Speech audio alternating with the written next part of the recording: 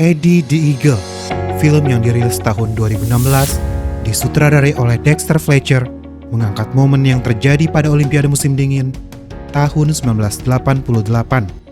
Ada dua event Winter Games yang sangat menarik kala itu. Keikutsertaan perdana kontingen Jamaika dalam cabang olahraga kereta luncur dan kiprah atlet Britania Michael Edwards dalam nomor lompat ski. Momen dalam olahraga, khususnya Olimpiade, selalu dapat menginspirasi.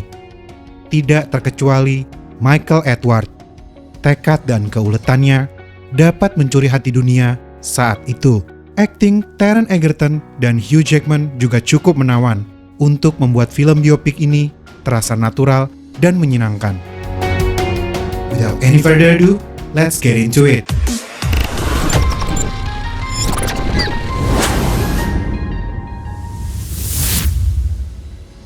Film ini dimulai pada tahun 1973. Eddie yang saat itu masih kanak-kanak selalu mengisi masa kecilnya dengan hal yang berhubungan dengan Olimpiade. Dia menghitung catatan waktunya menahan nafas di dalam bathtub dan mengatakan kepada ibunya ia akan pergi ke Olimpiade. Orang tua Eddie masih menganggap obsesi anaknya sesuatu hal yang lucu, terlebih lagi ayahnya, walau agak sedikit terganggu dengan tingkah laku Eddie. Seiring waktu, tekad Eddie tidak pernah berubah.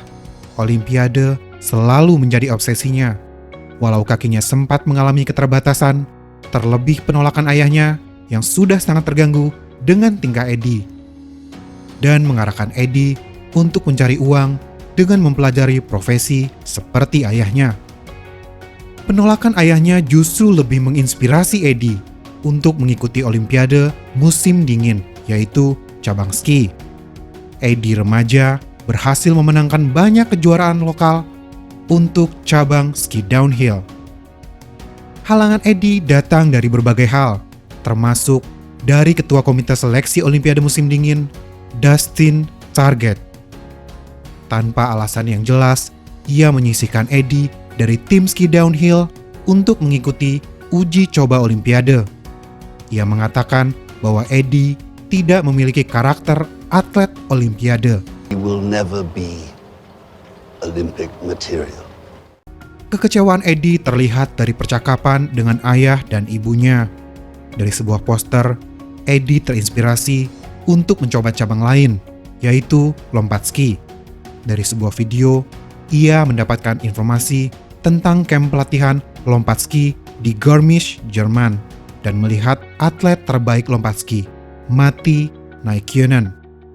Kemudian ia mendatangi Asosiasi Olimpiade dan mengetahui bahwa Britania Raya tidak memiliki tim lompat ski sejak tahun 1929 dan tidak berniat untuk mengirimkan tim ikut dalam Olimpiade. Ini membuat semangat Eddie kembali.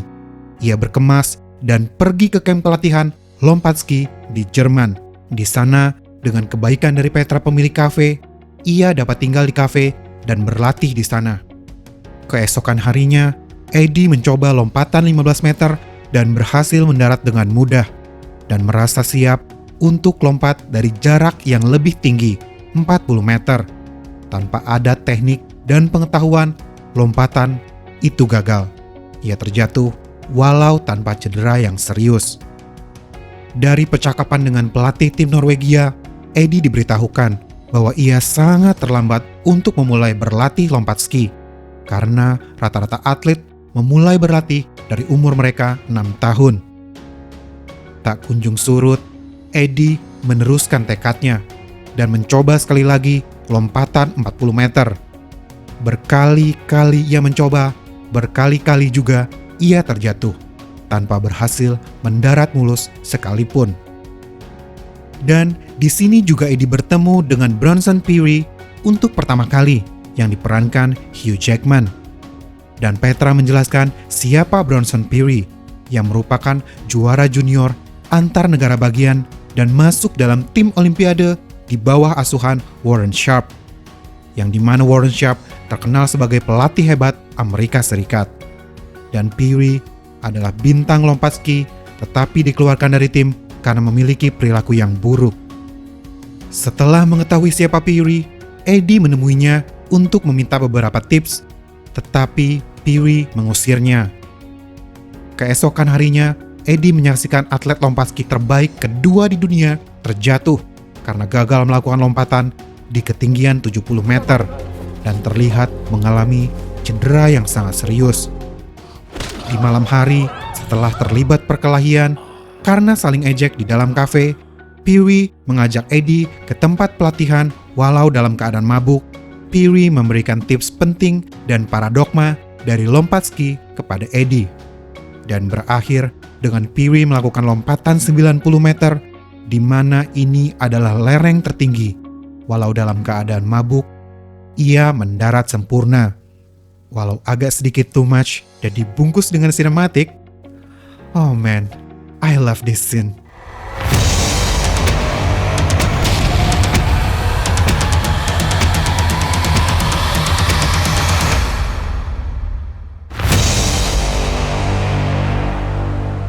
Keesokan harinya, Eddie yang mendapatkan sedikit tips dari Peary melakukan lompatan 40 meter dan berhasil mendarat sempurna tanpa terjatuh. Dan ia berpikir ia siap untuk lompatan lebih tinggi, yaitu 70 meter. Ia menemui Peary untuk menyatakan tekadnya untuk ikut dalam Olimpiade Calgary di Kanada. Karena ia mengetahui bahwa untuk ikut dalam Olimpiade, tim Britania Raya tidak memperbarui syarat dalam waktu 52 tahun. Namun untuk berkompetisi di Olimpiade, lompatan terendah adalah 70 meter. Dengan disaksikan Peary, Eddie melakukan percobaan lompatan 70 meter. Dengan sangat minim teknik dan persiapan, Eddie tetap bertekad melakukan lompatan.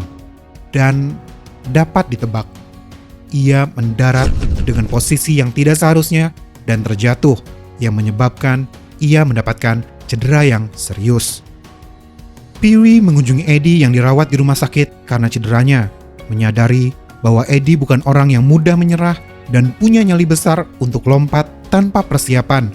Berkali-kali gagal dan ditolak, tetapi tetap bangun dan datang.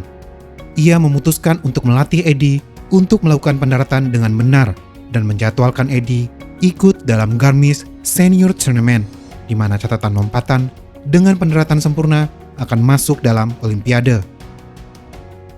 Dengan alat yang dibuat Peary, ia melatih Eddie di rumahnya. Sampai pada waktunya turnamen Garmisch, seperti yang sudah mereka rencanakan, Eddie hanya butuh satu lompatan dengan pendaratan sempurna untuk dapat berpartisipasi dalam Olimpiade. Dengan persiapan yang lebih baik, Eddie bersiap melakukan lompatan 70 meter dan berhasil mendarat dengan catatan jarak 34 meter. Walau lompatan Eddie sangat pendek, tetapi cukup untuk Eddie memecahkan rekor Britania Raya, yaitu 26 meter, yang dicatat 52 tahun lalu, dan menjadikan Eddie layak ikut dalam Olimpiade mewakili Britania Raya. Mendapat undangan kehadiran dari markas Olimpiade Britania menandakan keberhasilan Eddie mewujudkan impiannya, dan selesai pula tugas Peary dengan janjinya kepada Eddie. Pulang ke Inggris, di markas Olimpiade Britania, Eddie bertemu dengan komite untuk membicarakan keikutsertaannya dalam Olimpiade. Namun, lagi-lagi, Dustin Target, ketua komite, menghalangi Eddie dengan memperbarui syarat minimum jarak lompatan menjadi 61 meter agar bisa lolos masuk tim nasional Olimpiade, dan menyatakan catatan lompatan 34 meter milik Eddie tidak memenuhi syarat. Eddie menghubungi Peary, memberitahukan kejadian ini dan bertekad untuk mengejar jarak lompatan 61 meter dengan mengikuti sirkuit Eropa. Peary setuju untuk membantu Eddie. Sirkuit Eropa membutuhkan persiapan yang tidak mudah, terlebih lagi uang, transportasi, dan akomodasi. Pantang menyerah, Eddie mencuri pakai mobil van milik ayahnya dengan sedikit uang pemberian ibunya. Punya sedikit waktu, Peary kembali melatih Eddie sampai tiba sirkuit Eropa 1987. Eddie mencatat lompatan 43 meter di Seefeld, Austria. Walau memperbaiki catatan rekor pribadi, tapi masih belum cukup untuk syarat Olimpiade. latihan terus diberikan Peary kepada Eddie. Kemudian Eddie mencatat 49 meter di St. Moritz, Swiss. Catatannya terus membaik, namun tetap belum cukup.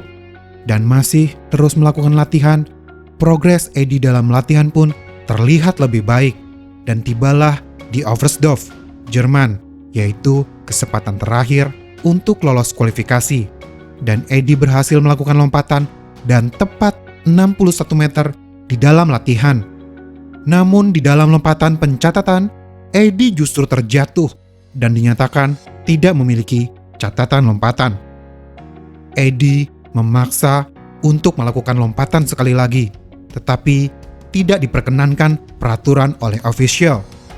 Dari percakapan dengan Eddie, Peary menjelaskan untuk melupakan kegagalannya dan berusaha menghibur bahwa Eddie telah mencapai progres yang cukup luar biasa. Eddie yang kecewa menghubungi ibunya dan menyatakan menyerah dengan impiannya dan akan pulang 1 minggu lagi. Selagi membantu bekerja di kafe milik Petra, ia menerima surat bahwa lompatan 61 meter miliknya dalam latihan tercatat. Ia segera memberitahu Peary berita baik ini dan menyuruhnya bersiap menuju Olimpiade Calgary, Kanada. Namun Peary memiliki pandangan lain. Jika Eddie ikut dalam Olimpiade, Eddie akan menjadi pecundang dan berada dalam urutan paling akhir. Ia ingin mereka bersama-sama bersiap untuk Olimpiade 4 tahun yang akan datang dan melakukan latihan lompatan 90 meter agar Eddie menjadi kompetitor yang diperhitungkan. Eddie yang tidak ingin melewati kesempatan yang ia rasa mustahil untuk diraih untuk ikut Olimpiade tahun ini juga berselisih pendapat. Eddie pergi sendiri menuju Olimpiade tanpa Peary. Sesuai prediksi Peary, kehadiran Eddie dalam tim nasional sangat tidak diharapkan dan menjadi bahan ejek. Bahkan setelah tiba di Calgary, Kanada, Eddie dibully dengan dibuat mabuk, sehingga ia absen dan tidak terlihat hadir di dalam tim di upacara pembukaan Olimpiade. Tibalah lompat ski 70 meter Olimpiade dipertandingkan. Eddie melakukan lompatan dan berhasil mencatat jarak lompatan 60,5 meter. Kegembiraan Eddie karena memecahkan rekor Britania Raya membuat penonton menyukainya dan ikut merasakan kegembiraannya. Walau catatan waktunya berada dalam urutan terakhir, ia tetap merayakan pencapaiannya dengan gestur tangan mengepak seperti sayap burung. Dan di sini ia mendapat julukan Eddie the Eagle. Eddie the Eagle Edwards having the time of his life. Ketertarikan publik terhadap Eddie terlihat dari press conference yang sangat ingin tahu tentang Eddie lebih lagi, dan ia menerima banyak permintaan wawancara dan segera dengan cepat menjadi bahan perbincangan. Ada yang membencinya karena menganggap Eddie tidak layak berkompetisi di Olimpiade. Bahkan publisitas Eddie mengalahkan seluruh tim Britania Raya sendiri. Namun pendapat Peary tidak berubah tentang kehadiran Eddie di Olimpiade. Apa yang dilakukan Eddie menegaskan prediksinya. Tidak ada yang menganggap Eddie kompetitor dan atlet Olimpiade yang serius. Bagi mereka, Eddie hanya sekedar hiburan. Fakta dari kata-kata Peary membuat Eddie berpikir dan memutuskan untuk berkompetisi di ketinggian 90 meter. Untuk membuktikan bahwa ia sangat serius dalam lompat ski dan sangat mencintai olahraga ini. Pernyataan publik Eddie mengagetkan banyak pihak, terlebih lagi Peary, karena ia sangat mengetahui kapasitas Eddie. Peary yang mendengar keputusan Eddie kemudian akhirnya datang ke Calgary untuk memberikan dukungan mental kepada Eddie, karena Eddie tidak pernah melakukan lompatan 90 meter. Ia mengatakan Eddie lebih berdedikasi, tekun, bersemangat dibanding atlet lompat ski yang lain. Lompat 90 meter Olimpiade, puncak dari nomor lompat ski. Eddie akan melakukan lompatan tepat setelah Matti Näikkönen. Sempat ragu dan membutuhkan sedikit waktu lebih untuk memulai lompatan. Akhirnya Eddie melakukan lompatan. Walau sedikit kehilangan keseimbangan saat di udara, pendaratannya sedikit kurang sempurna. Namun Eddie dapat memperbaiki posisinya dan berhasil. Diiringi dengan sorak-sorai semua penonton, keberhasilan lompatan Eddie menyebarkan energi kegembiraan pada semua orang, terlebih lagi Peary. Catatan lompatannya hanya 71,5 meter. Tetap menjadi yang paling akhir, tetapi Eddie tetap merayakan keberhasilan itu. Apa yang telah dicapai Eddie juga membuat perubahan pada Peary. Peary menjadi orang yang lebih bertanggung jawab, dan momen menyentuh ketika Warren Sharp mendatangi mereka untuk memberikan selamat. Eddie membangkitkan semangat olahraga, terlebih lagi semangat Olimpiade, karena dalam Olimpiade yang terpenting bukanlah menjadi juara, melainkan ikut ambil bagian. Eddie menyebarkan kegembiraan kepada semua orang, karena ini adalah inti keikutsertaan dalam kompetisi olahraga. Bahkan dalam pidato penutupan Olimpiade, Eddie the Eagle disebutkan, melayang, terbang tinggi, seperti elang. So, there you have it, gang. Eddie the Eagle. Thanks for watching. I'll see you in the next one.